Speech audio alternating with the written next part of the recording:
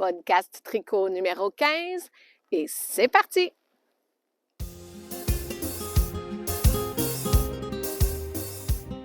Bonjour tout le monde, mon nom est Kezia de chez Alpagapachi et aujourd'hui je vous retrouve dans l'enclos des mâles pour vous parler tricot.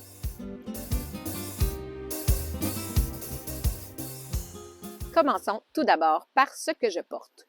Au cou, j'ai mon châle Reina que j'avais tricoté il y a plusieurs années déjà.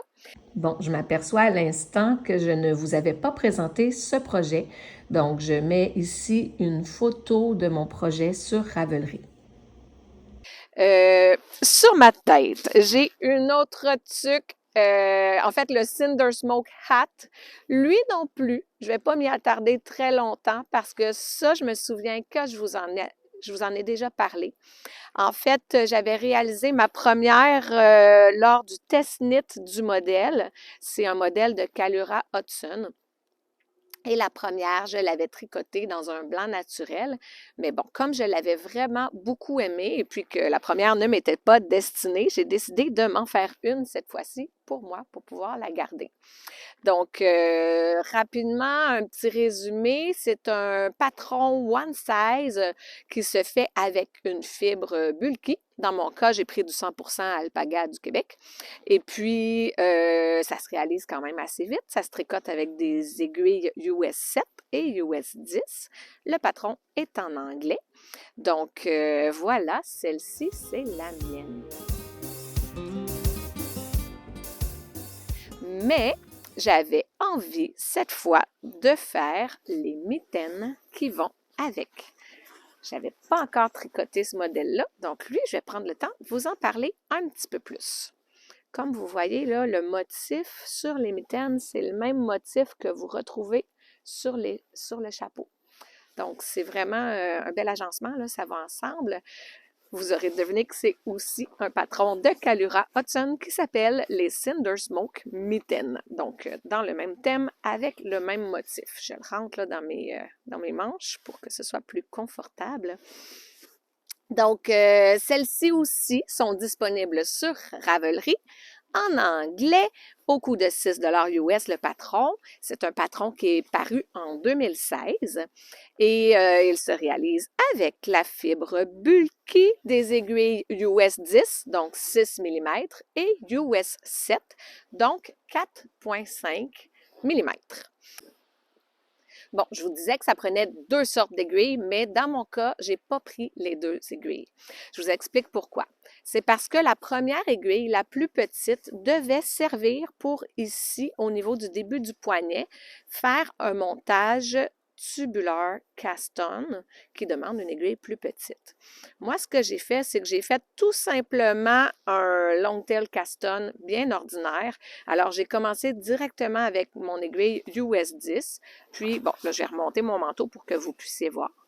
Mais lorsque je le mets à mon poignet, c'est parfait, là, c'est pas trop lousse, ça me convient très, très bien.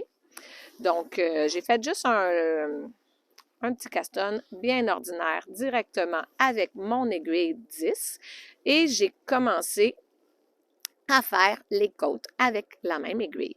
Donc, on fait des côtes ici 1-1 et on va aller ensuite commencer la main avec le beau motif que voilà. C'est très simple à réaliser comme motif. N'importe qui connaît les mailles en droit, les mailles en vert peut le faire. Donc, voilà, on fait la main comme ça et jusqu'à ce qu'on aille séparer le pouce. Dans mon cas, lorsqu'il y avait des répétitions, je prenais le temps de me les écrire là, pour être sûre de ne pas faire d'erreur, même si c'est tout simple. Puis je me suis dit, parfois, quand c'est simple, c'est là que si on fait une petite erreur, ça paraît beaucoup. Hein? Donc, je prenais le temps de m'écrire les choses pour ne pas me tromper. Le petit motif, si je me souviens bien, je crois qu'il était sur 4 ans. Salut, Chaski, viens-t'en, viens nous voir. Viens-t'en, garçon. Je pense qu'il est curieux de mes mitaines. Vous les voyez là, avec leur petit look mouillé à cause de la neige. D'habitude, ils sont toutes fluffy. Le poil est tout gonflé. Mais là, avec la neige, là, il ressemble à moi quand je sors de ma douche.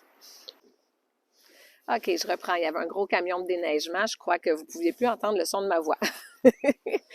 Donc, je vous disais, il y avait les côtes ici. Ensuite, on commençait le motif pour la main. On fait la séparation pour le pouce et on continue le motif. Dans mon cas, j'ai fait le motif une fois de moins que ce que recommandait le patron parce que, bon, quand je mettais ma main dedans, là, même si c'était pas terminé, je me rentrais la main pour aller voir et puis, je voyais que ça arrivait au bout de ma main, au bout de mes doigts. Donc, je voulais pas avoir un morceau de tissu excédentaire là, qui allait me déranger au bout. Je voulais que ce soit bien la bonne longueur. J'ai fait une fois de moins le motif. Mais bon, si on arrive à un moment où, si on répète le motif, ce serait trop long et si on le fait une fois de moins, ce serait trop court, le patron propose aussi l'option du demi-motif qu'on peut ajouter. Donc, c'est possible de faire aussi là, un petit peu plus long que le motif, mais un petit peu plus court que le motif suivant pour que ce soit vraiment bien adapté à la taille de votre main à vous. Ensuite, ici, ben là, c'est des diminutions, c'est tout simple. Le patron est très bien expliqué. Vous voyez, je n'ai pas dit tantôt, mais le motif, il est des deux côtés de la main. Donc, que ce soit une main ou l'autre, les deux sont vraiment tricotés pareil. Et puis après ça, ben là, on va reprendre ici pour aller faire notre pouce. Moi, la seule petite chose que j'ai trouvée, que si je le répète, je vais modifier, c'est que lorsque je suis allée chercher des mailles ici pour faire mon pouce, après, une fois que c'était terminé, je trouvais que ça faisait des légers petits trous. C'était pas une grosse affaire, là. Je peux pas chialer. Le patron est très bien écrit et tout. Mais je me suis dit que si je recommence le même patron, peut-être j'irais chercher une maille de plus de chaque côté pour ensuite aller les tricoter ensemble, ce qui fait que ça irait un petit peu boucher les petits trous qui pourraient apparaître. Bon, est-ce que c'est juste moi, de la façon que je l'ai fait? Peut-être que j'ai été chercher mes mailles d'une façon un petit peu lousse ou si vraiment c'est l'effet que ça donne en tricotant, là, en suivant les indications, je ne sais pas. Mais bon, dans mon cas, je me suis dit que si je les refais, j'allais faire juste ce petit ajustement-là pour qu'elle soit vraiment parfaite. Mais là, j'ai triché dans le fond. Ce que j'ai fait, c'est qu'une fois terminé, je suis allée prendre un petit bout de mes retailles de fil et je suis allée repasser où est-ce que je trouvais que ça faisait un petit trou. Puis comme vous voyez, ben, on ne voit plus de trou du tout, là. Alors, c'est mon kit pour le début de l'hiver qui arrive juste à point avec la belle neige qui est tombée cette semaine.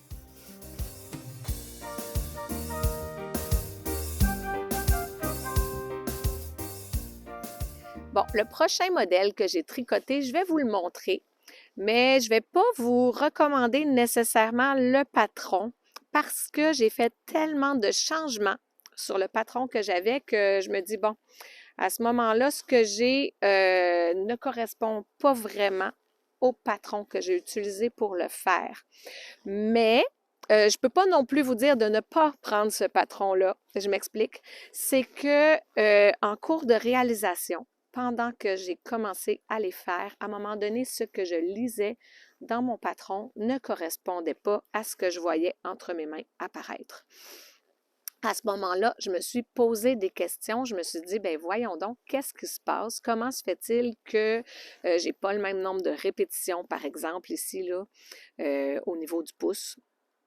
Et puis, je suis allée voir dans Ravelry les autres personnes qui avaient fait ce patron-là.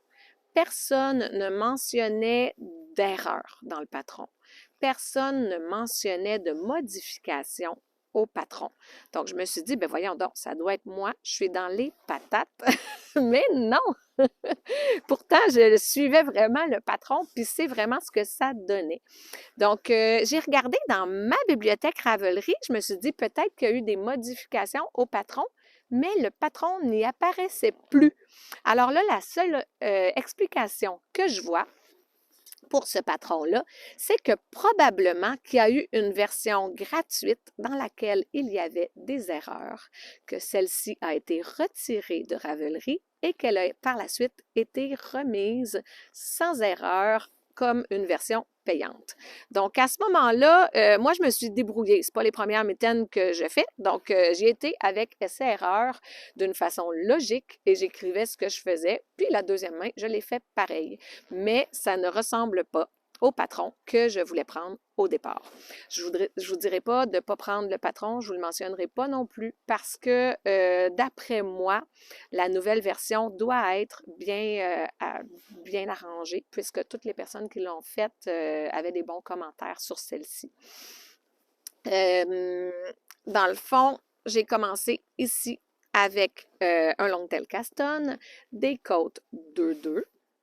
Et ensuite, bon, c'est ça, je faisais la main avec le gousset du pouce. C'est là que j'avais commencé à avoir des interrogations parce qu'il y avait un motif qu'on devait répéter quelques fois avant de séparer pour le pouce. Mais dans mon cas, ça ne correspondait pas, ça ne fonctionnait pas. Donc, j'ai dû changer le nombre de répétitions. Par la suite, ben là, c'est tout simple, des mitaines, ici, on tricote en rond. Et normalement, ici, on devait faire une pointe qui était un petit peu plus triangulaire, mais encore une fois, lorsque je suivais le patron, ça ne fonctionnait pas. Ça m'aurait fait quelque chose de très, très allongé. Je ne sais pas jusqu'où je me serais rendue, mais bon, la pointe aurait été trop loin du bout des doigts. Donc, j'ai modifié le bout de la mitaine qui devait se terminer avec, je crois, 4 mailles. On passait le fil dedans pour aller attacher ça, mais non, là, ça ne marchait pas du tout. Alors, ce que j'ai fait, c'est que j'ai terminé avec un petit grafting, je pense que ça s'appelle, comme une genre de couture invisible. Bon, là, elle est peut-être encore un petit peu visible parce que je ne les ai pas bloquées encore. Mais vous voyez ce que ça donne. Donc, voilà, j'ai fait la première mitaine et ensuite, j'ai fait la deuxième pareil, avec tellement de modifications. Là, on ne peut plus dire vraiment que c'était le patron du départ. Et puis, bon, voilà pour ce qui était des deuxièmes mitaines que j'appellerai aujourd'hui les mitaines mystères.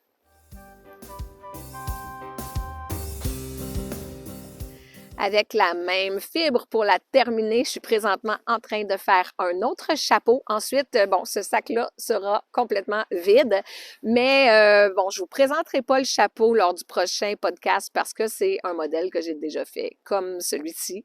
C'est un autre modèle, pas lui, mais un autre que je fais juste répéter dans une autre couleur. Donc, voilà, ce sac-là sera terminé.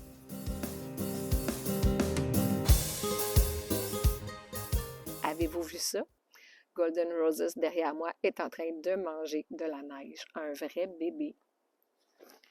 Le prochain projet terminé dont je veux vous parler aujourd'hui, c'est le Pigeon Pot Faux Turtleneck, un patron de Helen Federer. Bon, je ne sais pas si je prononce tout ça comme il faut, donc comme d'habitude, je vous mets l'image ici et c'est là que vous allez trouver les informations. Donc, voilà ce que ça donne. Très joli modèle. Donc, on commence. Je vais trop vite. C'est un patron gratuit. Il ne faut pas que j'oublie de mentionner cette information parce qu'il est gratuit et il est très bien écrit. C'est un patron sur lequel je n'ai fait aucune modification. Il était juste parfait. Donc, c'est disponible en 7 langues, mais pas en français. Donc, moi, je l'ai tricoté en anglais. Ça recommande de le faire avec une fibre worsted, des aiguilles US 4, donc 3,5 mm, et US 6, donc 4 mm. Et ça demande 200 mètres de fil, si je ne me trompe pas. C'est one size. Donc, on commence avec le caston. On monte un certain nombre de rangs et on va faire des côtes 2-2 dans le fond. On fait ça pendant une bonne grande longueur parce que comme vous voyez, c'est replié. Donc, la partie au niveau du cou ici est double épaisseur. On le tricote, on tricote, on tricote, on tricote. Là, c'est quelque chose, bon, de toujours pareil et répétitif, mais on peut le prendre en faisant plein d'autres choses. Quand on n'a pas besoin de se concentrer, on tricote ça. Une fois la longueur voulue, eh bien, là, on va directement tricoter un rang où ça va se joindre ensemble. Donc, on n'a pas de couture à faire à la fin. On va vraiment le tricoter avec le début de notre tricot va se rattacher directement avec l'endroit où est-ce qu'on est rendu. Ça, c'est génial, très agréable parce que ça l'avance puis on n'a pas besoin de revenir en arrière pour faire de la couture. Donc, on va ensuite changer d'aiguille pour faire toute la petite zone ici dans laquelle il y a quelques augmentations à faire. On les suit dans le patron, c'est très simple. Puis, on tombe dans une petite section de jacquard. Mon fil blanc qu'il me restait n'était pas la même taille que mon fil gris, qui était vraiment plus de calibre worsted, le gris. Donc, ce que j'ai fait, c'est que j'ai pris 2 fils blancs. Donc, je doublais mon fil pour aller faire la partie du motif et que ça donne un résultat là, qui soit bien de la bonne taille là, pour que le motif soit joli. C'est un jacquard qui est facile à faire. Les fils flottants ne sont pas longs. Si on regarde le verso, vous allez voir que c'est jamais des grandes distances. Donc, on n'a pas nécessairement là, de fil à aller attacher en arrière ou à tortiller. C'est vraiment tout simple, ça se fait bien. Quand le motif de jacquard est terminé, on a une autre petite section de la couleur principale et on va ensuite aller terminer avec un petit rebord comme ça. Donc là, si on le tenait comme ça, vous voyez, là, ça fait comme un grand cercle. Lorsqu'on le met, ben, c'est plus épais au cou, mais ça vient nous réchauffer ici. Donc, si le manteau est un petit peu ouvert, ça nous tient quand même le haut du corps bien au chaud. Voilà ce que ça donne. Le fil que j'ai utilisé, en fait, c'était un fil gris de calibre worsted, composé de 80% d'alpaga du Québec et de 10% de bambou, 10% de mérino. Et pour le blanc, ben, j'avais un restant de pelote diquée assez mince, 100% alpaga blanc. Donc, lorsque je doublais le fil, ça me donnait un fil comparable à mon autre fil. Donc, en tenant les 2 fils ensemble, ben, ça allait très bien. Puis, voilà, vous pouvez voir, ça paraît pas. Honnêtement, je me rappelais plus que j'avais doublé mon fil quand je l'ai ressorti. Ça fait déjà quelques semaines que je l'ai tricoté. C'est en lisant mes notes que j'ai dit « Ah oui, c'est vrai, j'avais doublé le fil, j'avais oublié ça. »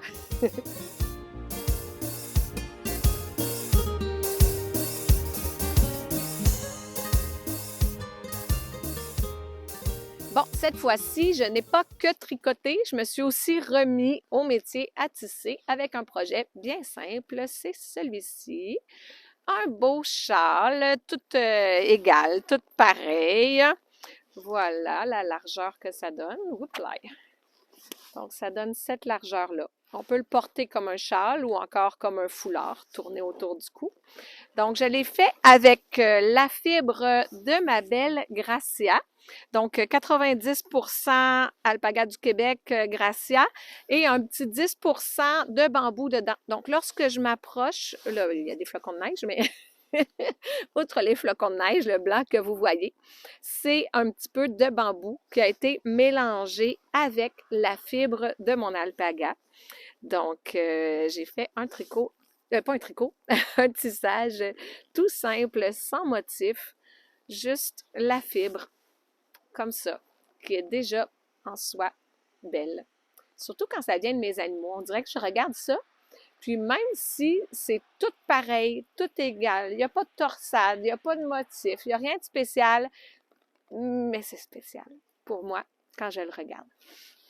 Donc, j'ai fait celui-là qui est terminé. Puis à la fin, ben, j'ai fait, comme je fais souvent, là, des petites franges comme ça, tortillées. Et je suis présentement en train d'en faire un autre, plus large cette fois, avec la fibre de Golden Roses. Golden Roses, c'est le grand qui est ici, là, derrière moi en ce moment. Mais celui-là est encore sur mon métier à tisser. Donc, je vais continuer ça dans les prochaines soirées. Ça devrait être fini quand même assez bientôt. Je pense pas que je puisse vous le montrer dans ce podcast-ci parce que, bon, je vais essayer de faire quand même mon montage assez rapidement. Vous allez sûrement le voir la prochaine fois ou encore peut-être seulement sur une petite publication sur Instagram, quelque chose comme ça. Parce que, bon, c'est tout simple encore une fois, là, sans motif, rien de tape à l'œil, juste la beauté de la fibre naturelle de mes animaux. Alors voilà, c'est pas mal ce qui fait le tour des projets que j'ai fait cette fois-ci. Ça va faire un podcast pas très long, mais je voulais quand même prendre le temps aujourd'hui, ce matin, comme j'avais un petit peu de temps devant moi et que la météo le permettait pour sortir dehors sans qu'il fasse froid, sans qu'il y ait de la pluie, parce que avant qu'on ait de la neige ici, on a eu beaucoup de journées de pluie. Donc, je voulais profiter de ce petit moment-là pour vous présenter ce que j'avais de fait depuis la dernière fois. Bon, quelques petites nouvelles des alpagas. Comme vous voyez, ils sont très heureux. Ils sont dehors. La porte de leur cabane, elle est ouverte, mais ils préfèrent rester dehors. Comme on les a tondus au début de l'été, au début des chaleurs, ben, on leur a enlevé le manteau d'hiver. Mais le temps a permis à la fibre de repousser, ce qui fait qu'ils ont déjà un petit manteau qui les tient bien au chaud pour la température actuelle. Ils sont vraiment très bien et préfèrent jouer dehors plutôt qu'être à l'intérieur. Alors, comme vous voyez, du côté des femelles aussi, tout le monde se porte bien et tout le monde préfère jouer dehors. Est-ce qu'il sent bon mon capuchon? Ça t'intéresse? Je pense qu'il y a quelque chose d'intéressant dans mon capuchon. Ça allait? Les semaines prochaines vont être quand même bien occupées ici parce qu'on va se promener les fins de semaine dans les marchés de Noël aux alentours. Je ne sais pas si vous aimez fréquenter les marchés de Noël. Si oui, vous pourrez me dire. Dites-moi dans quelle région vous allez voir les marchés de Noël, quels sont les plus beaux marchés de Noël que vous fréquentez. Donc sur ce, je vous souhaite une belle journée, un beau début d'hiver et je vous dis à bientôt.